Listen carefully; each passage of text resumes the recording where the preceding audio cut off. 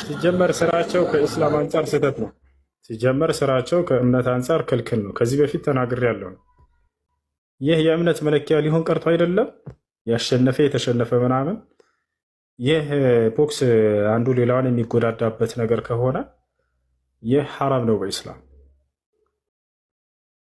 ትግል ለሁለት ይከፈላል። አንደኛ መጎዳዳት የሌለበት ከበስተጀርባው ሸሪዓዊ ጥቅም ካለው ይሄ ችግር አይኖረውም። ለምሳሌ በጂሃድ ቦታ ላይ ሙስሊሞች ዝግጁ እንዲሆኑ ኢስላም ያዛል። ወአዒዱ ለሁም መስተጣዕቱ ሚን ቁዋ ይላል። የቻላችሁትን ኃይል አዘጋጁላቸው ብሎ ተናግሯል። ለዚያ ዝግጅት ብሎ ቀስት ቢማማሩ ትግል ወይንም ደግሞ ጉልበታቸውን እንዲህ ቢማማሩ ችግር አይኖረውም።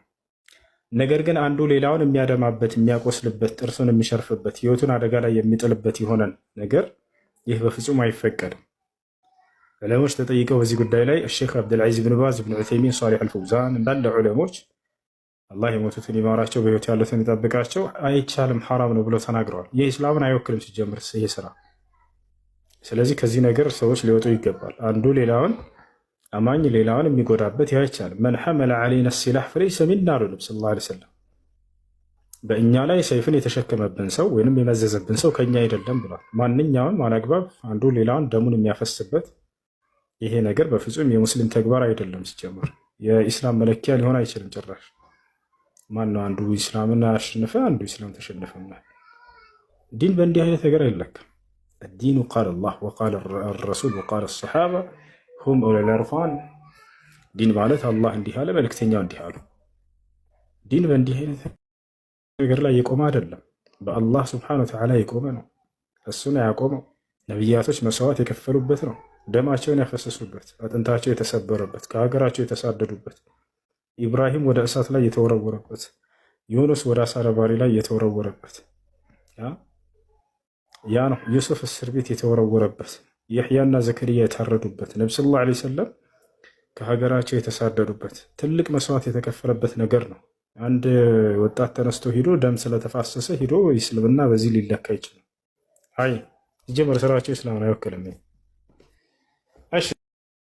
ጀመረ ማየት ጀምሯል። ሴቶና ጆኒ ወይኔ አነሳችሁ፣ ፈረጠችሁ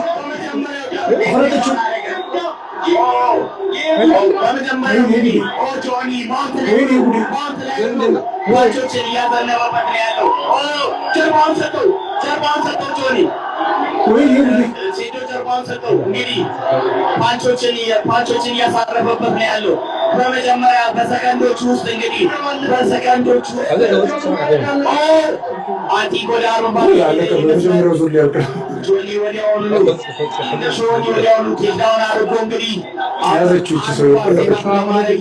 ይገኛል ማለት ነው።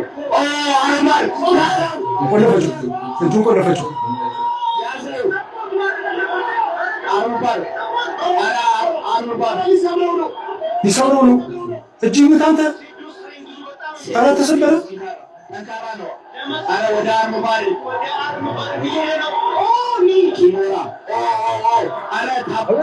ታባርክ እንዳይሞት ይሄዝ በእናትህ እልከኛ ሆኖ ይጎዳል። በእናትህ ልጅ ኪሞራን የሞከረው ምን አይነት ቆለፈችው? እጁን ሰበረችው። አንተ በጣም ጠንካራ ነህ። አንተ ቀጮቹን ብዬ ነበር። የሚገርመው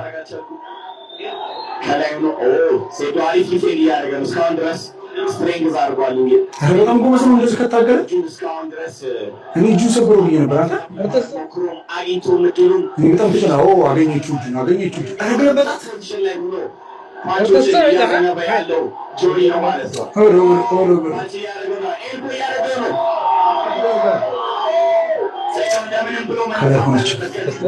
እንደምንም ብሎ ወደ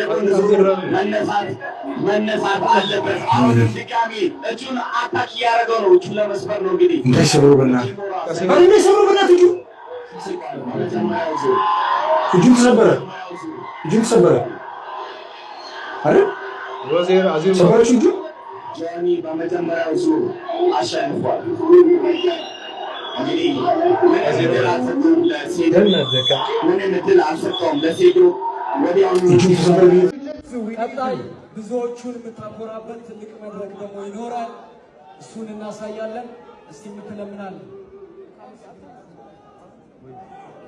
አልሐምዱሊላህ ረብል ዓለሚን ድል የሚሰጠው የሚነሳው አላህ ነው። አልሐምዱሊላህ ረብል ዓለሚን ተሽዬ እገኛለሁ። በጣም ነው እንደሚሰጠው እዚህ ጋር በእኔ ምክንያት ሁሉም መጥቷል። እሱ መጀመሪያ ተናግሬያለሁ። ጁጁትሱ ላይ ያለው ስኪል አደርጋለሁ። አሁንም በጁጁትሱ ስኪል ነው የሸነፈው እንጂ በስትራይክ በምናምን አይደለም።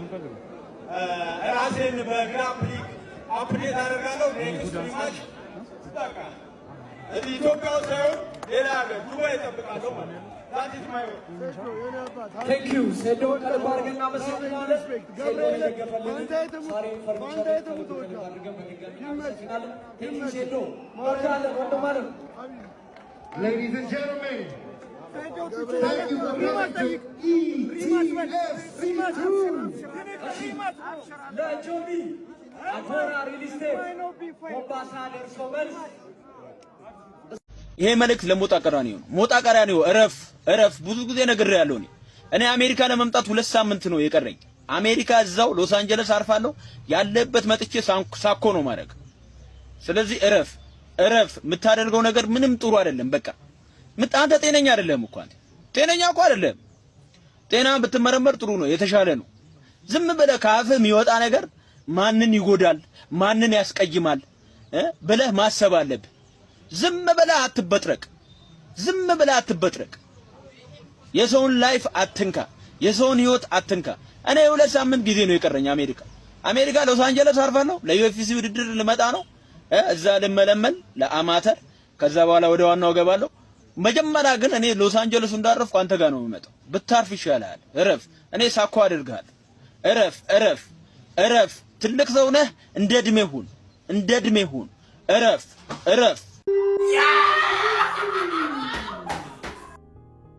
ሴዶ አንተ ሰውነህ ምንድነህ? ንገረኝ እስኪ ሰውነህ ምንድነህ? ህሊና አለ ይሰራል ጭንቅላትህ? በጣም አቃጥለናል። እኔ ካንተ እንዳልጠብቅም ነበረ። በጣም ዝም ብለህ ቆጮ መብላት ስጋ መብላት ነው እንዴ ስራ? በጣም ነው የሚያስጠላው በእናትህ። ጭራሽ ደግሞ በእንቁላል አሰርቶብኛል አልገባም ምናምን ስትል ነበረ። ቱሪናፋ በጣም ነው ያዋረድከን።